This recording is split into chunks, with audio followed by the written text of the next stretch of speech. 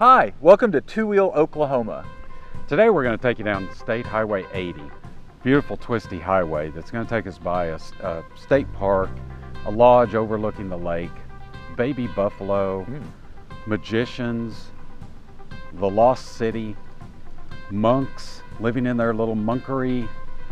Monastery? Or monastery, Okay. whichever you want to refer to it. Sounds like fun. It's going to be. So come right along.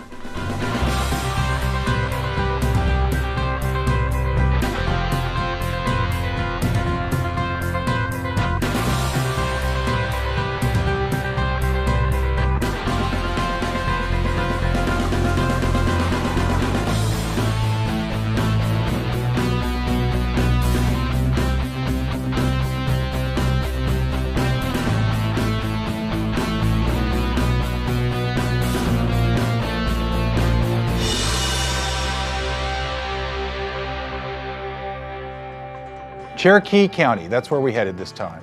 A very beautiful part of the state, in my opinion.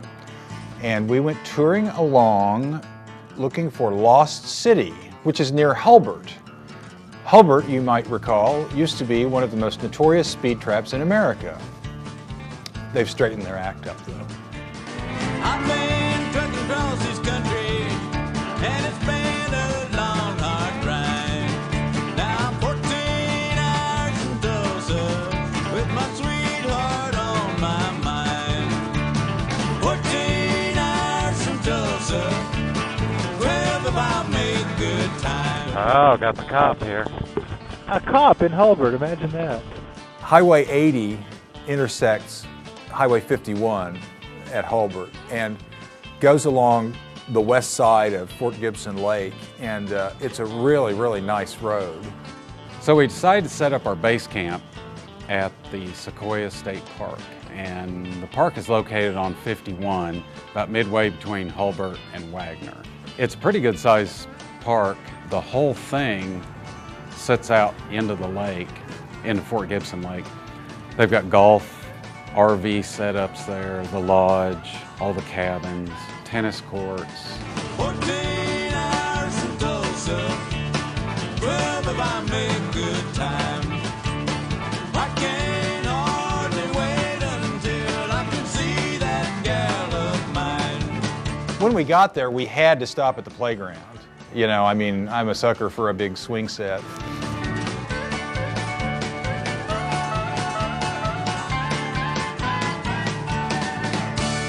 Hard to jump out of those things now, though. It doesn't work as kind of too tall or something.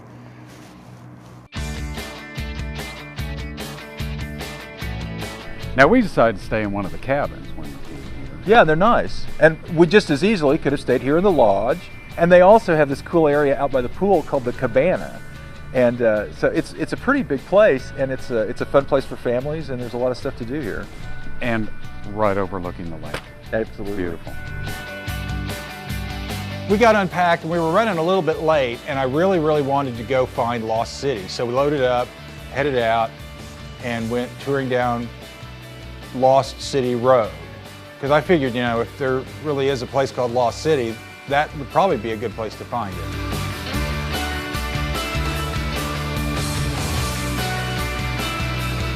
Are we on a pilgrimage? Yeah, maybe so. I didn't think about it that way, but yeah.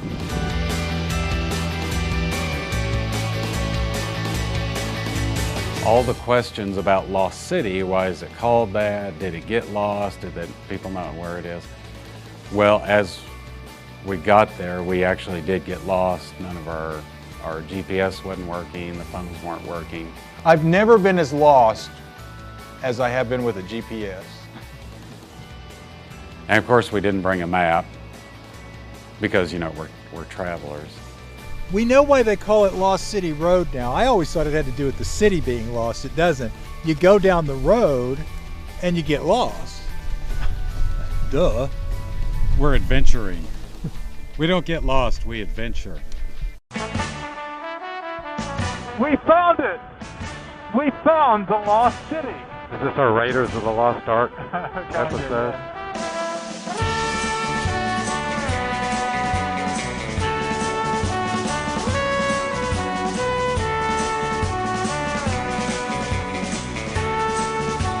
So after spending about a half hour in Lost City, being lost, we wander around on these gravel roads with all the dust and come across Lost City Magic.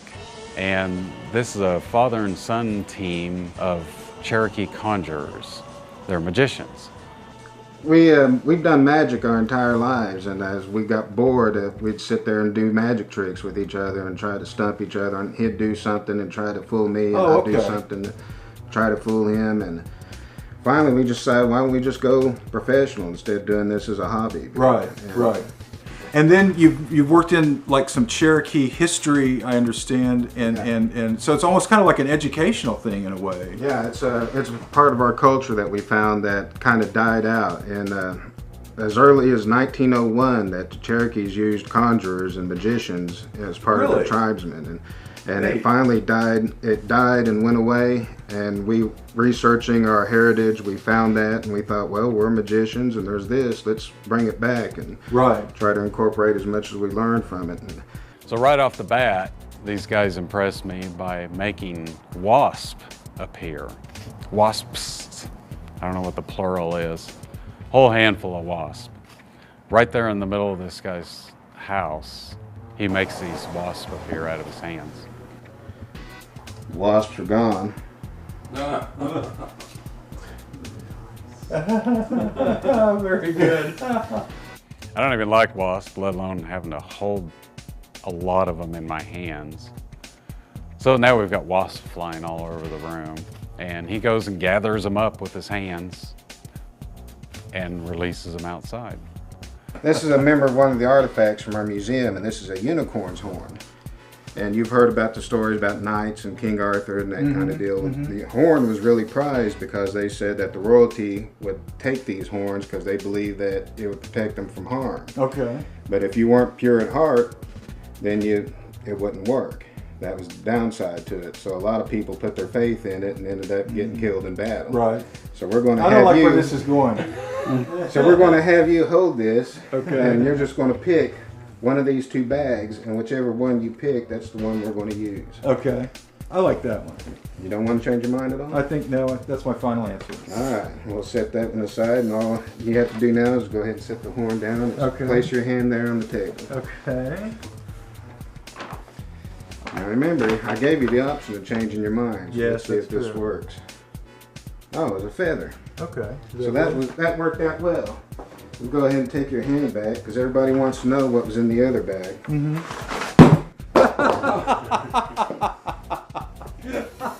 It was really fun. Their show was, you know, like a little bit of comedy, a little magic, a little sleight of hand card trick stuff, you know, and then even a little of this sort of like sideshow stuff with their Cherokee mermaid and some of these, you know, kind of funny little critters and that type of thing that they were telling stories with. It was kind of cool though. I enjoyed it. I thought it was a lot of fun. So if we sprinkled some holy water on a piece of paper, it'll turn to blood right there in front of that creature. And it'll also spell out the name of who its potential next victim would be. Oh, and there you go. We got a Rex. Oh my goodness. And the mark of a good magician is that a magician can do magic without props. So I have a penny, a dime, and a nickel in his hand. I want you to take two of them. Just go ahead and reach out and take any two. Okay, which ones did you take? It was a penny, a dime, and a nickel. The penny and the dime. Okay, we'll get rid of the nickel. Now give one back. I discarded one and you're going to discard one. Okay. Which one did you place in there? Penny. Penny? That's the one you're going to discard. Now I want you to flip the dime in the air and call it. Heads. Heads? In this envelope, I only have one card. Jeez. Get out of my head.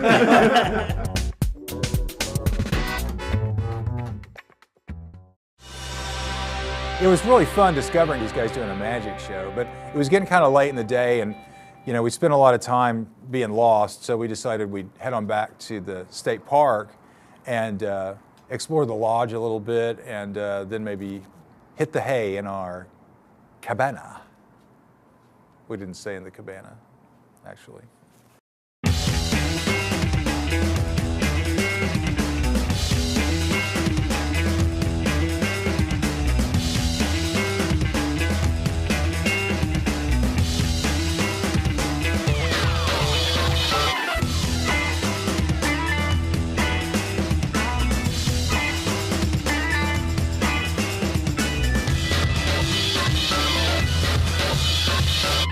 Well, we came back through the lodge and we found Tina McCarter that says she can answer some of the questions. I can try. Some of the basic ones are when was the lodge built? And we had always known this as Western Hills, and we get here and it's Sequoia. Lodge. Yes, Okay. the lodge was actually built in 1956 as Sequoia Lodge. So originally it was Sequoia Lodge. Yes. Then they changed the name to Western Hills Guest Ranch, and it had stayed that way up until this last year. And they've gone back to the original name of Sequoia Lodge. Which sits in Sequoia State Park. Yes. And this is a beautiful lodge. I mean, I guess it's been updated and kept a little modern as far as the systems, but this looks very much like 56 architecture. Yes, it has, and that's their goal, is to keep it in its original state. Even with the improvements, they try to keep the decor original. Okay. Yeah, I guess I should say improvements. You've got a little more modern air conditioning Yes. and systems in place, but it's an ongoing process. Okay. It's in great shape, and it's got that classic state lodge sort of look with the crab orchard sandstone, and the rooms are very kind of Western, and they even have like a special governor's suite and Miss Kitty's room, which kind of like takes the whole Western thing maybe a bit too far.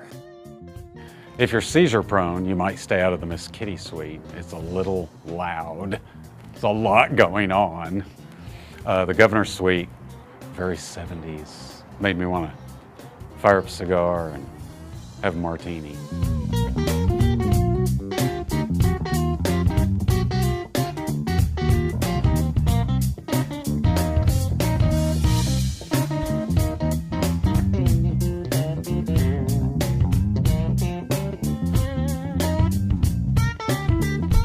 Warmed up to 58 degrees, so.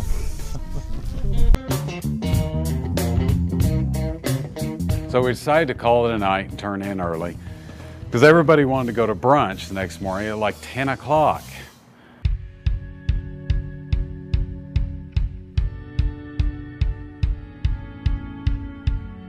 Can you spot Rex? No, Rex went out for a swim this morning. It's been a couple hours. He'll come back. He'll come back. I'm sure he'll come back.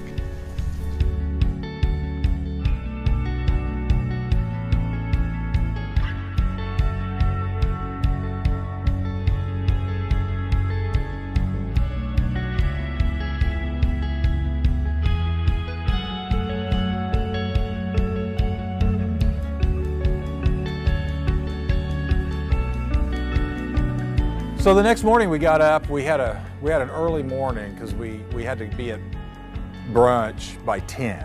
So that was kind of tight, but we were able to make it, and we headed down to the Canebrake.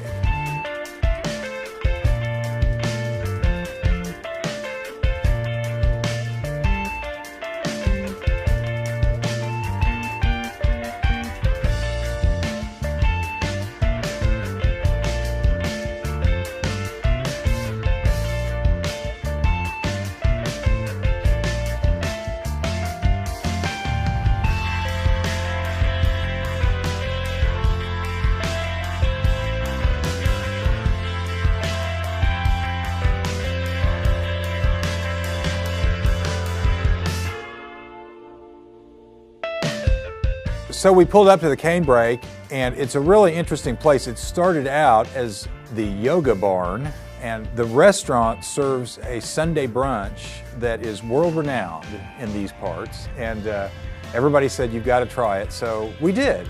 And doggone it, they were right. It was really good.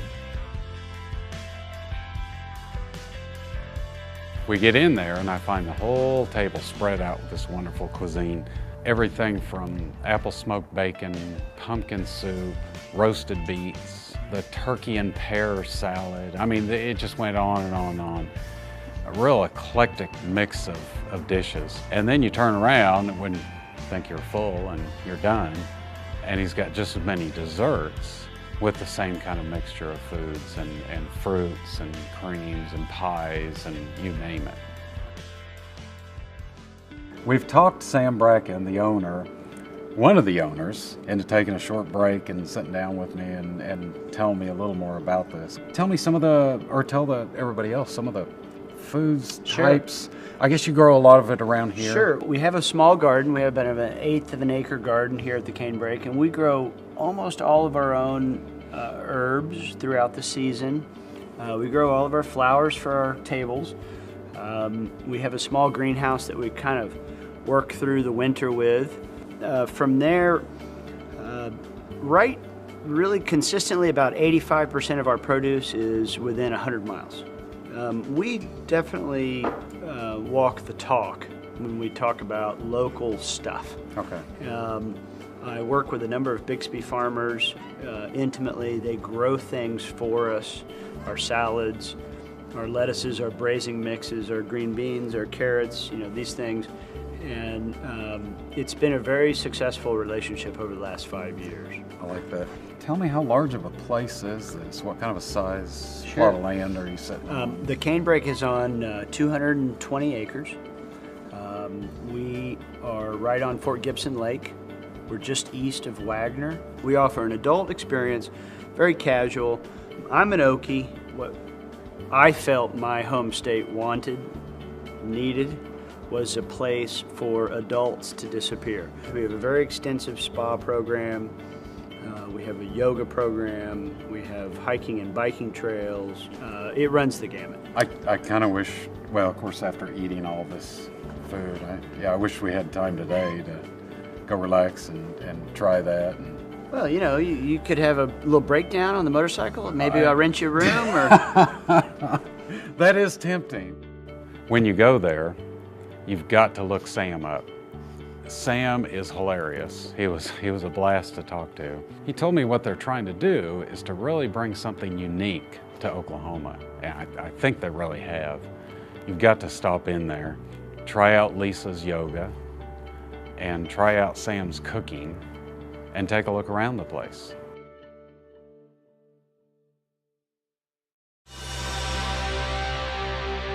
So we heard about this monastery nearby, and we happened to mention that to Sam, and he said they actually buy some of their lamb and cheese that they serve there at the Canebrake comes from Clear Creek Monastery. So we headed on down the road, headed for the monastery.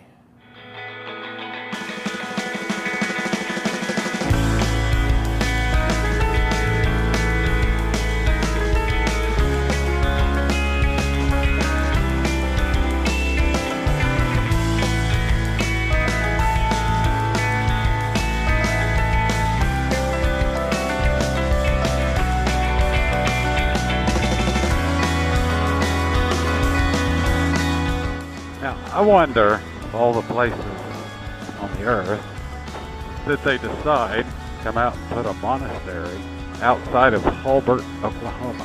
Yes. I think we might ought to ask that question here in about 30 minutes. That's a question I need answered. Well, it's like a seclusion thing, and I think they probably achieved it. So we headed back through Lost City and all its wonderful gravel roads. And not getting lost this time, we did find this monastery. Really cool, really surprising. As you're pulling up to the monastery, we start seeing the monks in their robes, their handmade shoes, out there herding sheep with their staffs and building a wall. This was the real deal. Pull up to the building, and there we met Father Anderson outside. We finally found Clear Creek Monastery, and I'm here with Father Anderson, who is the abbot of the abbey, as I understand. That's right. So what does that mean? Well, run the place? Abbey is a certain stage of monastic life when you get enough monks, you're an abbey. Before you're a priory, like Pryor, Oklahoma was the prior. Oh, An really? abbey is a full-fledged monastery, and the head is just the abbot. He's like, it really means father, like in Okay, I Hebrew, see. you know, it means like he's the father of the monastery. Okay. And I think what I want to ask is why here? Why In Oklahoma? the middle of Cherokee County. We were wondering too, but we say, well, God's providence has mysterious ways, and we just led us here. A lot of the monks here, the Americans, we have some French and others, but a lot of us are from the Midwest, from Kansas. Okay. And we spent time in France studying monastic life and wanting to bring it back to America, and it just worked out here. We looked in California, we had a place offered in Tennessee, but the Catholic Bishop of Tulsa really wanted us to come, and there was this beautiful property available, and we have friends around here, and it just worked out. Of course, we're in the heart of the Cherokee Nation, the good Cherokee people who came here from Georgia and places on the Trail of Tears, and so that's a big influence here too. Sure, sure. How many people live here? We have 43 monks. Okay. You know, we've got some other people who work for us, and then we have guests. Always have 5 to 10 guests. Really? We have Okay. a guest house for ladies and families too. And Okay. further on, but men stay with us. Well, can we go take a look around inside? Sure. Great, cool. Let's go.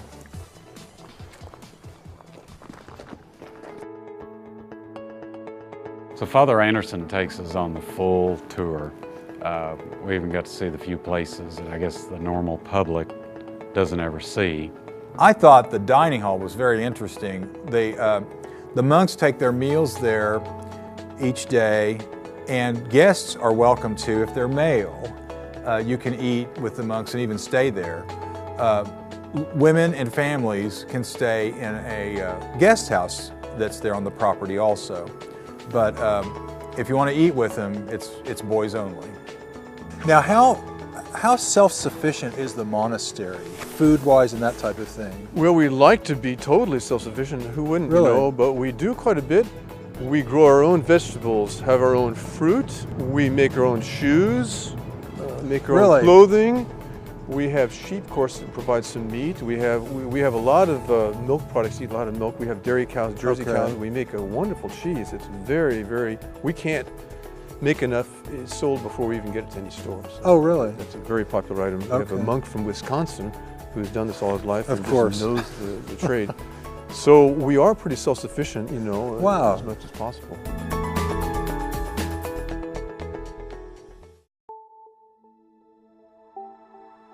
Father Anderson told us that they have big plans there for the monastery. It's only about a third complete, and it takes them a long time to build anything because, I mean, they're really building it old world style. It's, to last 1,000 years. The sanctuary is partially complete, and we got to go inside of that, and it was really interesting. The design of the building is actually made so that the acoustics allow the Gregorian chants to be heard throughout the whole building. And my favorite part was the carvings on the outside. They're being done by an artisan from Arkansas who's actually carving them just like they did in the Middle Ages. I mean, it's fascinating. And of course, though, they have a gift shop. So that was fun. They actually sell the cheese that they make there and little wood knickknacks that they make and books and that type of thing. Well, Father Anderson, thank you so much for showing us around. Thanks for coming. It's a beautiful place here. And Anytime. And so you're saying that it's only a third done at this Only point? a third done, but Wow. we're in this. We're building for 1,000 years, so we're not in any hurry. So you're in it for the long term. We're in the long term. You'd That's say. right. And fair warning, when you drop by the gift shop here, I understand the cheese is addictive. So It is, yes. Sounds great. Thanks a lot. All right. Pleasure Thanks. meeting Come you. again. Be Thank careful on your bikes. We found out that Father Anderson is a reformed motorcyclist, used to own a Yamaha, for everybody betting out there, and does not think he is going to get another one, although we tried. After spending a good part of the day in the monastery, getting old for a tour, we knew we had to get back out and got on Highway 80 to finish our day down on Fort Gibson Dam.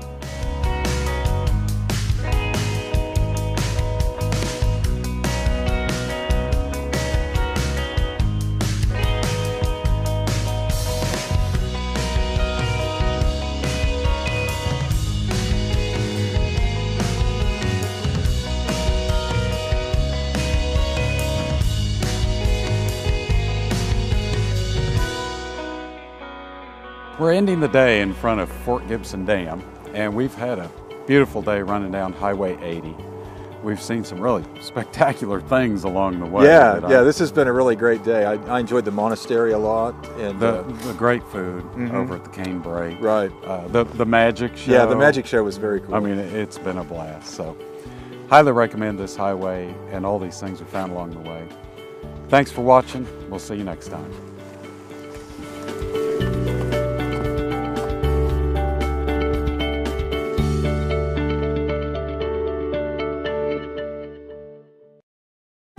The Fort Gibson Dam is on Facebook. I like it. I like Fort Gibson Dam. Forever and ever. So the next morning, they come in and arouse me at arouse. That sounds bad. The camera truck, courtesy Jackie Cooper, Nissan, Tulsa, Oklahoma. Call 1-800-GET-TRUCKED. Get trucked. I think it's Joe Cooper Ford. I never got a picture of you all eating the cheese. No. Or cutting it. So tell me, is every month truck month in Oklahoma? It seems like it. I haven't checked December coming up, but I do know November is also truck month. What are we doing? We're posing for a picture. You don't have to. So